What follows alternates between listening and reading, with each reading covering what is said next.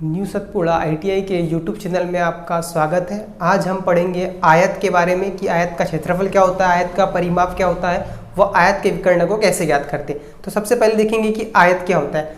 तो आयत क्या होता है? समतल पर चार भुजाओं से बनी आकृति जिसके आमने सामने की भुजाएं क्या होती है? बराबर होती है, वो क्या कहलाता है? आयत कहलाता है। आमने सामने की भुजाएं बराबर होती है मतलब ए व बी, जितनी ए व बी की लंबाई होगी उतनी ही किसकी लंबाई होगी? सी व डी की। जितनी चौड़ाई ए व सी की होगी उतनी ही चौड़ाई किसकी होगी? बी व डी की होगी। तो आयत में क्या होता है? आयत के प्रत्येक अंतकोण क्या होते हैं? 90 अंश के होते हैं। मान लीजिए कि कोण ए यदि 90 अंश का है तो कोण सी भी क्या होगा? 90 अंश का होगा।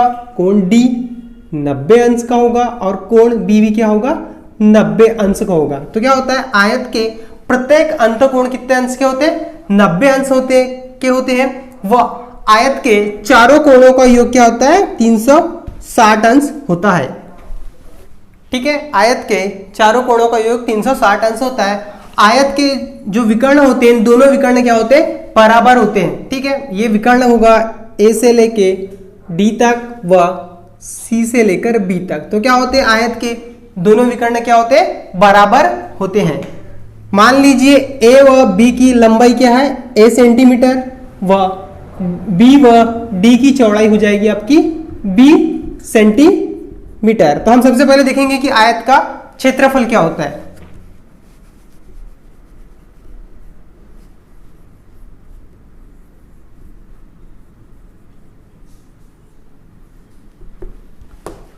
कि हम देखेंगे सबसे पहले कि आयत का क्षेत्रफल क्या होता है। आयत का क्षेत्रफल होता है लंबाई गुणित चौड़ाई, लंबाई गुणित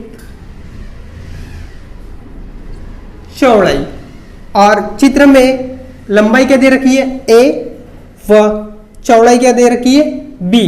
तो आयत का क्षेत्रफल क्या हो जाएगा? आयत का क्षेत्रफल हो जाएगा लंबाई गुणित चौड़ाई या ए इंटू बी। अब हम देखेंगे कि आयत का परिमाप क्या होता है।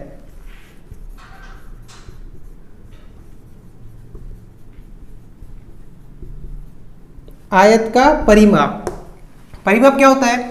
चारों भुजाओं का योग। तो आयत में लंबाई कितनी है? 2 व चौड़ाई कितनी है? 2। 2 को हम क्या कर लेंगे? कॉमन निकाल लेंगे। तो हमारे क्या बच जाएगा? लंबाई प्लस चौड़ाई। तो आयत का परिमाप क्या हो जाएगा?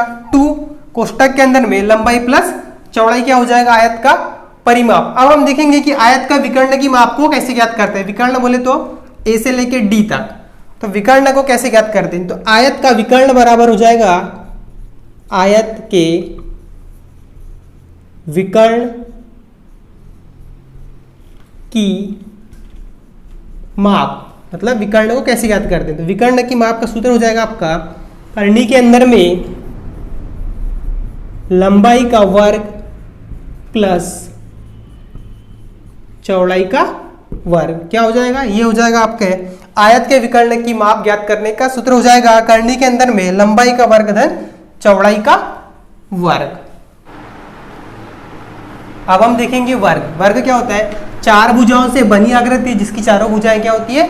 समान होती है। चारों भुजाएं क्या होती है? वर्ग की समान होती है तथा इसके अंतःकोण क्या होते हैं? बराबर होते हैं। वह 90 अंश के होते हैं। इसके अंतःकोण क्या होते हैं? बराबर होते हैं। वह 90 अंश के होते हैं और इसके विकर्ण भी क्या होते हैं? समान होते हैं। तो हम सबसे पहले देखेंगे कि वर्ग का क्षेत्रफल क्या होता है। सबसे पहले देखेंगे हम कि वर्ग का क्षेत्रफल क्या होता है। तो सबसे पहले हमने पढ़े थे कि वर्ग की चारों भुजाएं क्या होती है? बराबर होती है। मतलब ए से लेके बी तक की दूरी ए व बी से लेके सी तक की दूरी भी क्या हो जाएगी? ए व डी से लेके सी तक की दूरी भी क्या हो जाएगी? ए व ए से लेके डी तक की दूरी भी क्या होगी? ए। मतलब चारों भुजाएं क्या होती है? वर्ग की बराबर होती है। तो सबसे पहले हम देखेंगे वर्ग का क्षेत्रफल। वर्ग का क्षेत्रफल तो ये हो जाएगा भुजा गुणित भुजा। और भुजा की लंबाई कितनी रखी है? ए। मतलब ए गुणित ए। तो क्या हो जाएगा? ए का वर्ग। ठीक है, ए का वर्ग क्या हो जाएगा? हम देखेंगे वर्ग का क्षेत्रफल। तो वर्ग की चारों भुजाएं क्या होती है? बराबर। तो वर्ग का क्षेत्रफल क्या हो जाएगा? लंबाई गुणित चौड़ाई। और वर्ग की लंबाई क्या दे रखी है? ए वो चौड़ाई क्या दे रखी है ए, और ए का गुणा क्या हो जाएगा, तो ए का वर्ग, ए का वर्ग मतलब भुजा का वर्ग, क्या हो जाएगा ये भुजा का वर्ग, तो ये क्या हो जाएगा आपका वर्ग का क्षेत्रफल, तो वर्ग का क्षेत्रफल का सूत्र हो जाएगा आपका भुजा का वर्ग। अगर विकर्ण दे रखा है, विकर्ण दे रखा है और पूछ रहा है कि वर्ग का क्षेत्रफल क्या होगा, तो वर्ग का क्षेत्रफल विकर्ण के रूप में होगा वर्ग का क्षेत्रफल। जब विकर्ण दे रखा है तो ये क्या हो जाएगा विकर्ण का वर्ग बटे 2, ये भी क्या हो जाएगा आपका वर्ग का क्षेत्रफल। अब हम देखेंगे कि वर्ग का परिमाप क्या होता है।